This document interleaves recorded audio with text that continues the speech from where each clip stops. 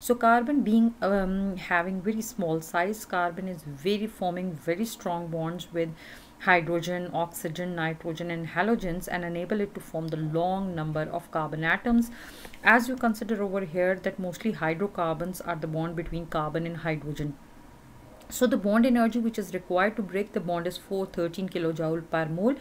And in case of carbon 355 kilojoule per mole, carbon nitrogen is 293, carbon oxygen is 351, and likewise carbon fluorine bond is 485 kilojoule per mole of energy is required to break the bond, or you can say that such a amount of energy is released when that bond is formed. Likely you are having carbon chlorine bond which is 328 kilojoule per mole, carbon bromine which is 276 kilojoule per mole, and carbon iodine which is 240 kilojoule per mole.